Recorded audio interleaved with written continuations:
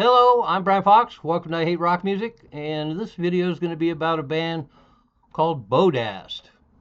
And apparently they're originally called Kanto, and it features members that used to be in a very famous psychedelic band from the UK called Tomorrow. And so BODAST was around from 1968 to 69, and they recorded a full album, but it never got released in its lifetime. Apparently they were uh, set to release an album on Tetragrammaton, a label I've talked about a number of times. I don't know who the AR guy was for Tetragrammaton, but they signed some really interesting bands. They're best known for the original version of Deep Purple, but they had a couple of rock bands, Joshua Fox, Summerhill, which I did a video on, and Quatrain, which I did a video on. All of them really interesting bands, and BODAST would have been a nice addition, but Tetragrammaton Records went tits up before the BODAST album could ever be released, and unfortunately, that's who was interested in releasing it. So it finally got released in the 90s, and then again after that, including the original 1969 mixes, and it's a real revelation.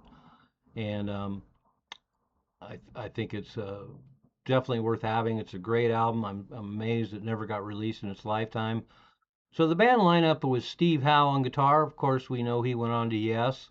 Clive Skinner on vocals and guitar, Dave Curtis on vocals and bass, and Bobby Clark on drums.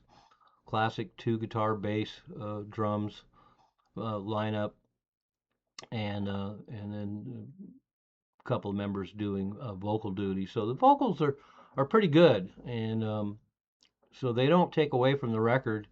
And the rhythm section is really strong, and they do a lot of interesting arrangements, and there's some complexity to them. And it's another one of those bands I really like that kind of has one foot a little bit in psychedelia, and then one foot that's looking forward more towards 70s rock, and that's particularly evident in the guitar work.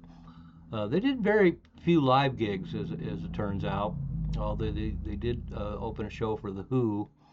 And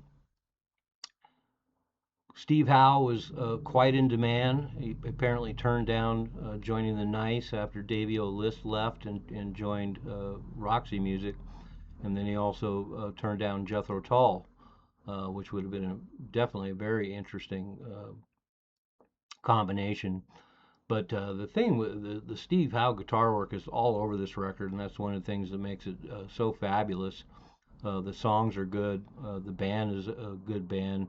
The vocals are good, and then Steve Howe's guitar work is just all over the record, and it just sounds wonderful. It's great to hear him in an early stage where before he got to the mega guitar work that he ended up doing with Yes. Um, Slightly more conventional, but all the idiosyncrasies of his playing really show up on this record. Keith West recorded it, who worked a lot with Epic Records and Keith Relf and the Yardbirds and a whole bunch of different people. A lot of Keith West productions are worth tracking down all in themselves. But it's great to finally have the original 1969 mixes of the album. The previous reissue wasn't as impressive as the version that's available now. And as I mentioned, it's a real gem.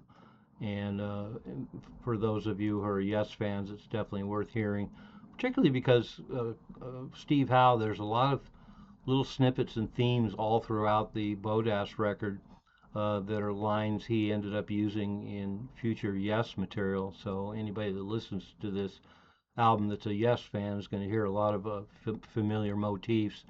And of course, just a joy to hear Steve Howe's earlier guitar work.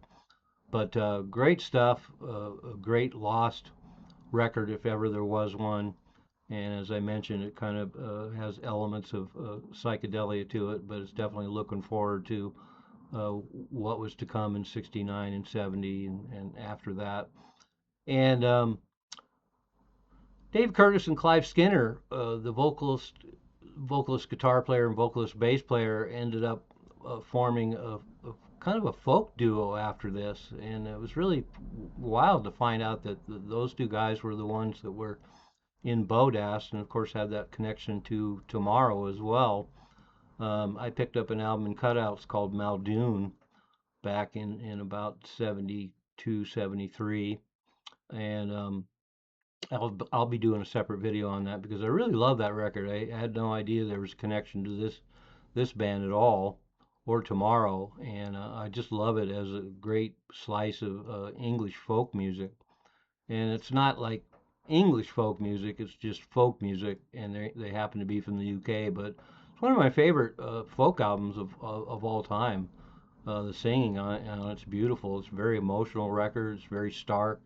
It's recorded really well, and all the songs are excellent on that first Muldoon album. There's a second one as well.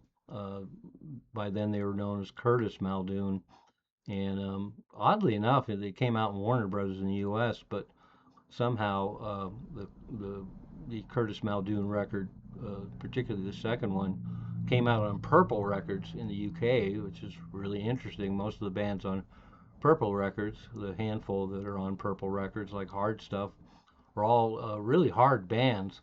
And so to hear this folk record that came out on Purple Records is pretty interesting. So anyway, BODAST, definitely worth checking out.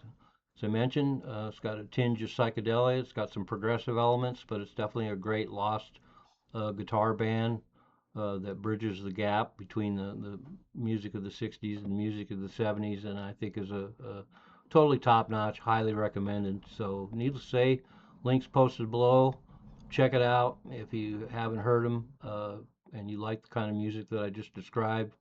A real treat, really fantastic album. And if you're a Yes fan and you haven't heard this band, you are also in for a treat. Thanks for watching. I'm Brian Fox. Thanks for watching. I Hate Rock Music.